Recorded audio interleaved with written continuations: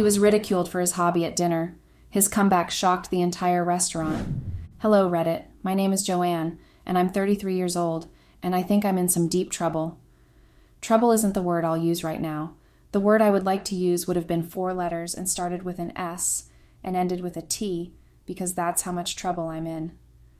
But we will have to make do with trouble, because I can't use curse words. Well, key point is, I'm in big trouble, and I need some advice desperately. By the way, all the names used are fictional, including mine, for privacy protection reasons. It has been a few days, and I really do not know what to say honestly. George wouldn't talk to me, and he wouldn't even let me in his house or anywhere near his workshop to even apologize. It was my fault. I had just sat there and let them do that to him. And George had been so angry he had just ruined everyone's night with just one sentence. Mostly he ruined mine more than anyone else's. He was ridiculed for his hobby at dinner. His comeback shocked the whole restaurant, and I am not even exaggerating because I had heard the gasps and whispers all around the very filled-up restaurant. That night, I hate reliving it so much because it had just been the most horrible night of my life. George had a weird hobby, yes. Well, not exactly weird because now that I think of it, it is somehow related to his line of work. Or maybe not.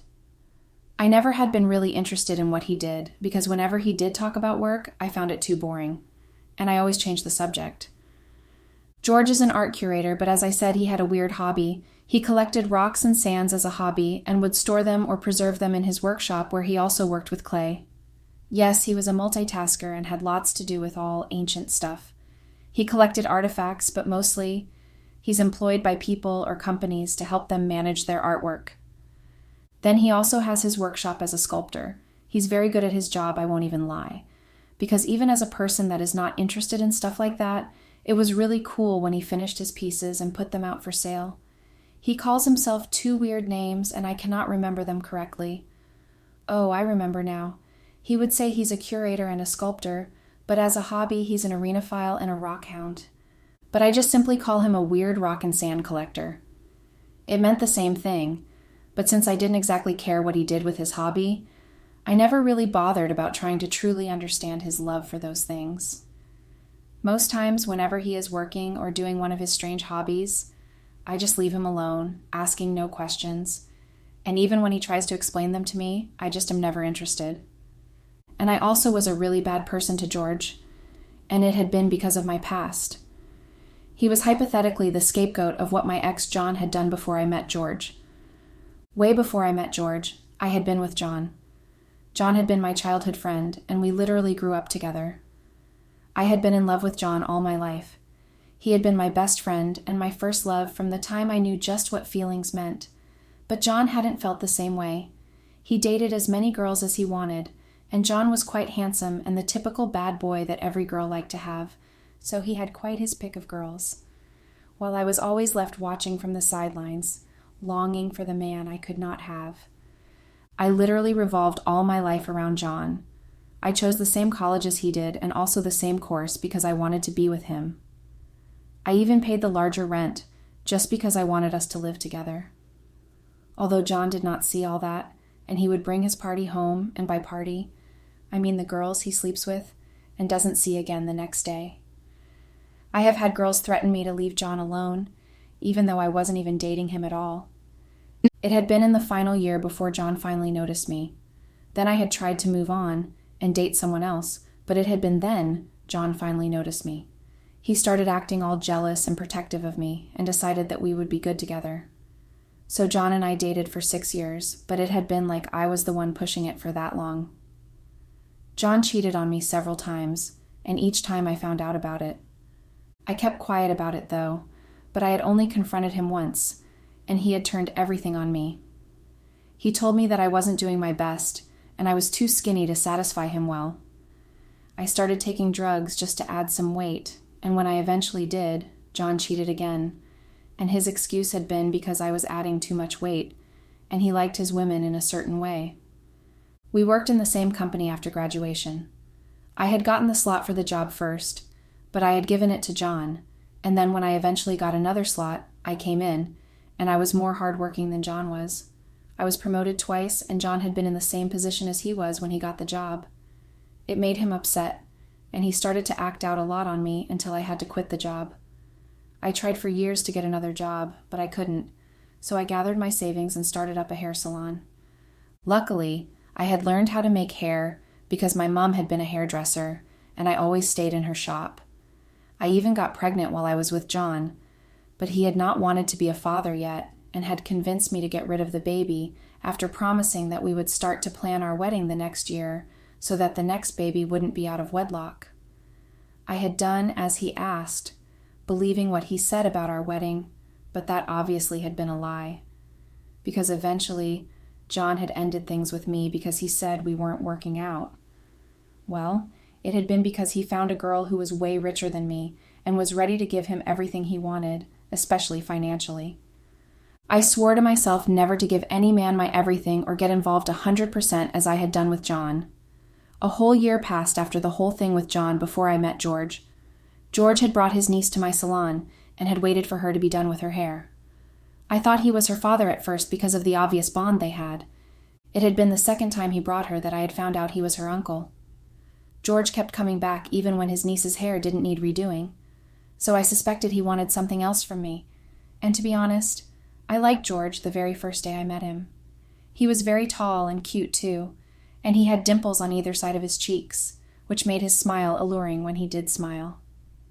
Soon enough, George had asked me out for a date, and I had accepted, and another one after that, and then another, until we had finally agreed to be together. Although George was obviously nothing like John, I was skeptical from the beginning, and I showed it to George. George tried everything he could to get me to trust him, but I still couldn't. I acted like a really jealous and obsessed girlfriend. Well, I did not just act like I was because I really was a jealous girlfriend. I would check through his phone for any suspicious chats, and if I did find something that would maybe point out a meaningful connection between him and any girl, I would start picking a fight with him, and George always ended up begging me every time. I was tagged the crazy girlfriend because of how I went around ensuring everyone knew just who George was with. I didn't want a repeat of what I had with John. I didn't want to be a doormat or someone docile so he could use me anytime he wanted and get away with it. One time, I had almost harassed his sister when she had come visiting because I had not met her before. Well, let's just say she's wary of me to date because hate would be a strong word to use. I'm sure she'd be relieved to hear that her brother has broken things off with me. She had come visiting that day, and I happened to be in my shop that day, but I felt suspicious after a call with George when he had asked me what time I'd be coming home, so I decided to close up early and go to the house, thinking he probably brought a lady and wanted to know when he would get rid of her before I came around. I had seen her car parked outside, and I had concluded I was right. I just angrily burst into the living room, and I had started screaming at her when George had come in and told me she was his sister. I have never felt so embarrassed in my life, and George hadn't been exactly forgiving about it too. His sister left 2 minutes after, and George did not talk to me for the rest of that night, no matter how much I pleaded, but eventually he forgave me after I promised I would trust him. Of course, I didn't keep to that promise because I was too paranoid to believe that he would never cheat on me. I kept repeating the same mistakes all the time, and eventually, George had decided I needed therapy. He actually threatened to break up with me if I didn't do therapy, so I had gone through the whole thing while pretending I was already fine and normal, and somehow I had successfully deceived the therapist that I was fine already, and I stopped going. Sometimes when George traveled for work, perhaps in another state, I was always so paranoid that I would call him literally every hour just so I could know where he was. Despite all of my obsessive attitudes, I never once really did involve myself in anything that George loved. I believed that he wasn't talkative, especially about his job. But now that I think about it, I realize it had actually been me not giving him a chance to say much. He would always listen to stories about my day and how interesting I found my work, but I never listened to any of his. I rather just dismissed his words as boring or unimportant. George and I were together for 2 years when I met Sonia and her husband.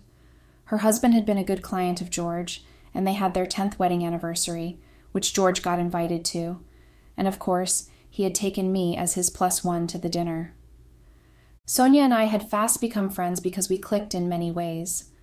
Mostly I had been jealous of all her achievements with her husband and how in love they were with each other, but I managed to mask my jealousy as happiness for them. I wanted what they had, not the marriage, but the money, and from the look of things, the husband really was a wealthy man, and he was quite young too. That night I picked up a fight with George over something that shouldn't even cause a fight at all in the first place. But I was just busy comparing George and Sonia's husband.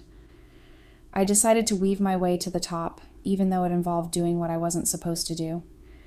I became very close friends with Sonia, and she took me almost everywhere with her, including shopping, to see her friends, spa visits, and everything else. It really was refreshing having to walk into a place and having no worries about a tight budget or something, and whatever Sonia bought herself, she bought for me too, so it made it easier to cope with her usual bragging. Not that Sonia was a proud person or all that. In fact, she was very modest and would only divulge information when she knew who she was with was a safe space for her. In this case, it had been me, and that, you probably agree with me, was the most wrong space to be confiding in. She had confessed to me after a month of being friends that she wasn't enjoying sex with her husband. Apparently, he had a high sex drive, and she couldn't keep up with him most of the time, and she feared he would cheat one day.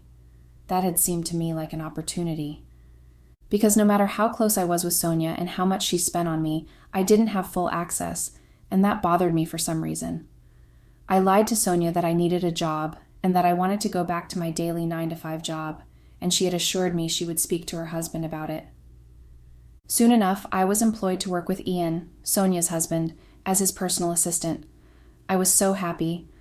Although George had been skeptical about it, I managed to convince him that we needed the money, and I needed to get a consistent way of getting money, and he agreed with me. I closed my shop and resumed working for Ian. Ian was quite a very impatient man and was difficult to deal with, but I had a goal. Call me desperate, but I really wanted to be able to get money without having to work for it, and Ian had seemed like my best shot at doing exactly that. I wore shirt tops to work, and I looked decent from home, but I put on an entirely different show while at work. I would pop a few buttons to reveal some parts of my breast and give Ian a show while I jotted down the things he stated for the day. Knowing that he was almost horny all the time because he was insatiable, according to his wife, I knew it was just time before he liked me, and I had been right. 2 weeks of working with Ian, he started to pay special attention to me and give me some money that wasn't part of my salary. It made me happy because the stipends he gave me were more than I could make with my hairdressing business in 2 months put together. And it was as if I had at least 2 customers every day for those 2 months. My plan originally had just been to get him interested and then use him to get what I wanted financially. But eventually, things really got out of hand. Ian obviously wanted sex from me, and he made no effort to hide that. Sometimes he would just walk by my desk, which is right outside his office, and would slap my bottom. Sometimes it was my breast he would grab when I perhaps leaned over to give him something. He really was a caveman and rather rough, and I began to understand why his wife wasn't exactly happy with their sexual life. At that point, I had wondered what sex would look like for him if that was what flirting was to him. But I was too greedy for the money to actually stop his harassment. I would only smile and look for means of escape, which was almost impossible because I worked for him. I have very sensitive skin, and even while growing up, my mother avoided hitting me because of it. One time, my dad had been so angry with me, and he had hit me hard all over my body. It had left very angry marks on my skin, and one of our neighbors, because she was new to the neighborhood, had thought I was being abused and had called social workers. I almost got taken away from my parents until my confession was valid. It had actually been my fault because I had sneaked out that night to go to a party with my high school friends, and I had gotten home drunk and barely coherent, and my dad had caught me. That had been the last time my parents ever touched me because they were afraid to leave marks on my skin. But Ian obviously didn't know that, and he left angry marks on my skin, mostly my bottom and breast from all the squeezing and spanking he did. Because of that, and not wanting George to suspect anything, I ensured that if we wanted to have sex, it was only in the dark and without the lights on. But one day, George had noticed the red marks on my bottom while I was having a shower. Forgetting that he was home, I had not locked the bathroom door, When he asked me about it, I had lied that I kept bumping into my office desk and it was quite hard, so it left marks on my skin. George had argued that it looked like marks caused by smacking, and I had gotten angry and accused him of accusing me of cheating. George had, of course, apologized and did not mention the issue again. 2 days after that incident, Ian had decided to take a trip for business, and as his personal assistant, I was, of course, obliged to come with him. Sonia, knowing I was traveling with him, had begged me to help her check out any woman around him, so she could know whether she should stop having doubts about her marriage, and I had promised her that I would. It made me feel guilty. Yes, I have a guilty conscience, even though I had targeted her husband from the beginning, but I had gotten quite attached to Sonia, and I was starting to regret my actions. And then there's George. I honestly had not thought things through when I started planning the whole plot. So I had packed my bags for a 3-day trip because I had estimated that that was how long it would take to actually get through with the job and be back home. But well, things did not turn out as expected. We had ended the business within 2 days, and that was because the client had to make an urgent trip down to another state as his wife had given birth. But he couldn't go without settling things with us, especially since we had to travel down. So things ended more quickly than we may have thought, and I thought we were leaving that day. But Ian had told me that the trip was going to be a week long, and it wasn't for business. Scared is an understatement of how I felt. I knew the day would come when I wouldn't be able to lie and deceive him again, but I had thought it wouldn't come as quickly as it did. I couldn't back out. I started it, so I had to finish it. I slept with Ian, and it was just horrible. Minus the guilt and the shame, which had been 80%, the sex had been the most painful I had since I started having sex. Ian had been very cavemanly in the bedroom, and he favored spanking to turn him on, and he didn't stop until he got what he wanted. I was sobbing by the end of everything, and when he finally got turned on, he had humped me for another hour before he finally stopped. He had refused to use any protection, so I had to go out that evening while limping to get a pill to use because I didn't want to get pregnant with his baby. As soon as I got back, Ian didn't waste any time and continued to have his wicked ways with me. It happened twice after the first time, and they were more painful than the other. He treated me like some sex worker, holding me down by my neck aggressively and humping me like some sexually starved vampire hungry for blood. The remaining days had been like that, on repeat.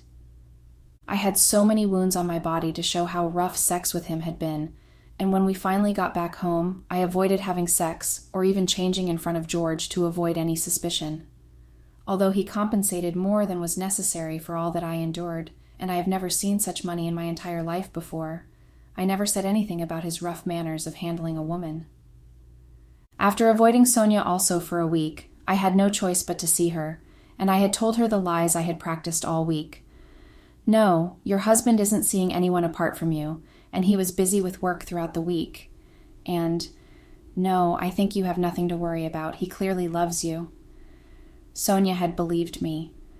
Of course, she couldn't doubt her only friend, and also the one closest to her husband. And she also had another reason to believe. She had told me that her husband changed.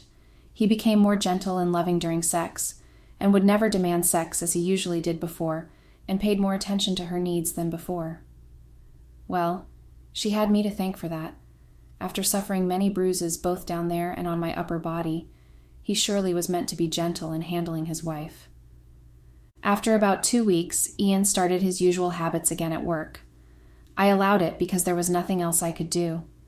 He would sometimes call me into his office and have his wicked ways with me, on his desk, his couch in the office, and even sometimes in his bathroom attached to his office while I was trying to clean up. He was like a dog, insatiable, and it made me exhausted. But then again, I got to spend money however I wished. I didn't have to look twice at the price tag on a dress before I bought it, and I even got myself a car.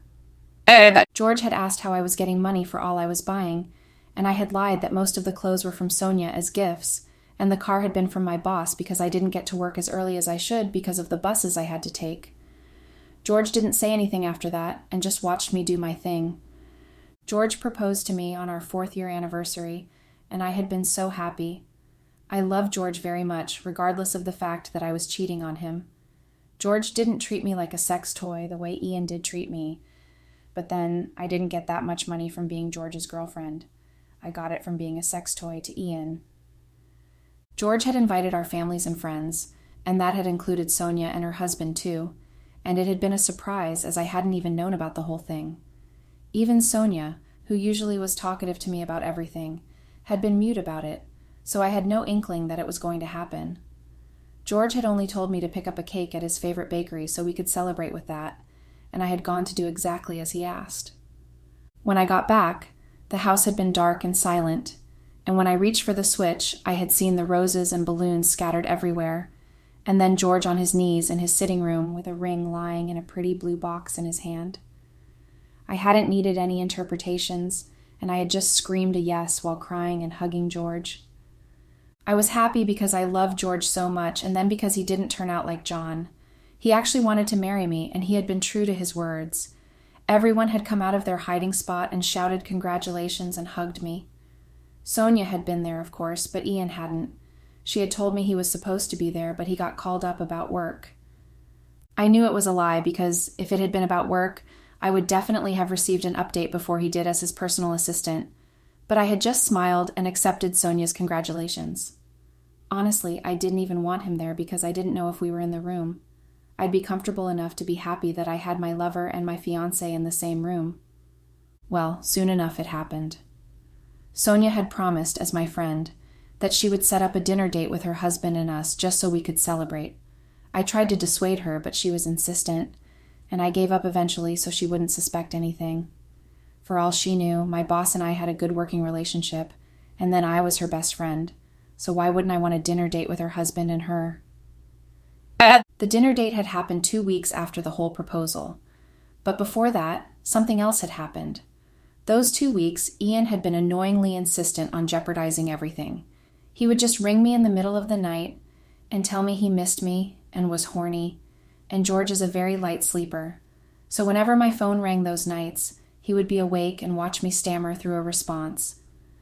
I made it seem like it was work emergencies, but it got consistent, and most times I had to put off my phone so he wouldn't implicate me. And when we were at the office, he demanded more sex than usual, and it frustrated me a lot. I knew he was upset when he found out that George proposed to me, and he took that out on my body. I eventually told George that I wanted to quit my job after we got married, and I had practiced the lies I would tell when he asked me for the reasons, but surprisingly, he had said nothing. He had just looked away and focused on his new acquisition of Sands. I should have noticed that George changed since the night of the proposal, but I was too invested in keeping Ian on track and avoiding George finding out the truth to have noticed anything else. I guess you could say I thought I was tying loose ends, not knowing I was leaving behind very loose knots. Finally, Sonia was able to get her husband to agree to a dinner date with us, and George had also agreed to it too. If I had known that all that would have happened, I would have tried my hardest to cancel the whole thing. We had arrived before Sonia and her husband, and when they had arrived after being 30 minutes late, Sonia had been quick to apologize, but Ian had just settled in his seat arrogantly. I was so nervous and was praying for everything to go well. But then, I guess the prayers of the sinners are worth nothing, as everything that could go wrong had gone wrong that night. The table was very silent until our food arrived, and Sonia tried to start conversations, but only got short responses from both Ian and George. Eventually, she started to ask George about his work, and George had told her what he did, and when she had asked about his hobbies, he had also indulged her. But Ian had laughed out loud when he heard George's weird hobbies, and had called him a joke for thinking sand and rock collecting was the real deal. He had gone further to insinuate that maybe it was for that reason I had to go get a job because he wasn't doing well enough as a man. Sonia had laughed with him because she apparently had seen it as a joke, and I had also laughed just to lighten the mood, but George had been so angry and had dropped his spoon with a loud bang and had faced Ian. "You must be a real man then, being able to handle 2 women sexually and financially, your wife and your beloved personal assistant," George had said, and Sonia had gasped, as did everyone in the restaurant, because George had spoken rather loudly in a surprisingly silent restaurant, despite being full of people. And I didn't bother denying anything because, knowing George, he must have his evidence right before saying anything like that. I had gone on my knees right there and started begging for forgiveness, but George was beyond listening as he just left the restaurant, not without a biting remark about our wedding preparations being on hold indefinitely. Well, don't ask me how I left the restaurant. Sonia had been seconds away from using her newly done nails on my skin, but had been held back by her husband, who had received the brunt of her anger. I left before she could have my time again, and I had gone straight to George's house. But I met my things waiting outside his door, and no matter how much I rang the bell or knocked on the door, he wouldn't even open up. Please, guys, help me. I cannot lose George because of my carelessness. I love him. Please? Update. Hello, Reddit. My life is totally ruined right now. I'm in the most horrible place possible to mankind, and it has been my fault entirely. I ruined everything that I had going for me just because I was stupid and selfish. I hate myself so much for doing this to myself. It had been a conscious decision to just ruin my life, and I had gone ahead and done it even though I could have done the direct opposite. I ruined my own relationship and also my friendship. I'm so scared for my life because Sonia has been hunting for me. She wants to clearly destroy my life like I did hers. Last I heard, she was in the middle of a gruesome divorce with Ian, and she was stripping him of everything he has. Apparently, she is the rightful owner of everything he had ever had the luxury of owning, and now she wants everything back and to leave him with nothing. I've practically gone into hiding because Sonia is on the lookout for me, and I'm sure she wants to ruin me just like she's doing her husband. But the truth is, she doesn't even need to, because my life is already ruined. I've lost everything I hold dear to my heart because of my selfishness and greediness. George hates me so much he wouldn't even let me within 5 meters of him. He even went as far as having a restraining order drawn against me when I kept going back to his house and his workshop just to apologize. And finally, I realized that I'm not even worthy of that forgiveness. What I did is totally unforgivable and disgraceful. I've been a horrible, horrible person to George ever since he knew me, and yet he had shown me nothing but love and patience. At first, I compared him to John and treated him badly the way I should have to John but didn't, and later I had even had the audacity to become John by cheating on him. I do not even deserve any form of pity or forgiveness from George. I deserve every bit of the pain and hurt and hell I'm going through right now.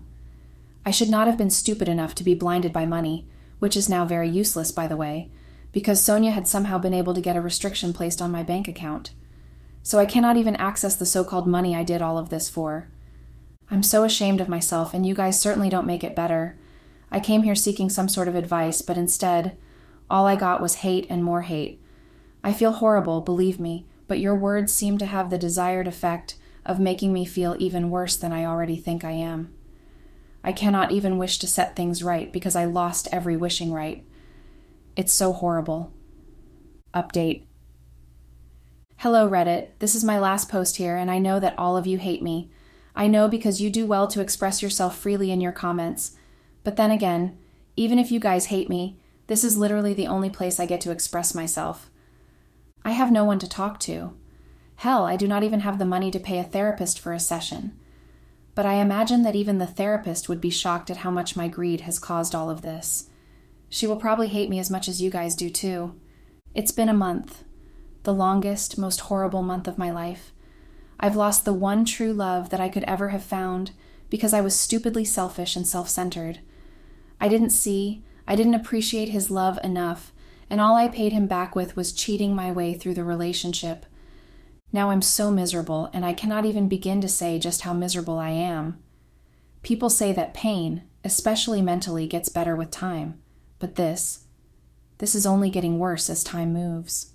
I feel like I'm stuck in time travel, and I have no way back, and I'm stuck watching everyone happy and in love and moving with time. It's so painful that I cannot have those moments anymore, because I was stupid enough to carelessly toss what we had in the dustbin. I regret everything I did so much, and I wish... No, I'm not even worthy of a wish. I'm a guilty sinner marked to bear the pain and the heavy cross of the consequences of her actions. But if ever I'm allowed a tiny wish, it'd be to be able to go back and hold on to George forever, and never let go and stay far away from Ian. I thought money was enough to get me by.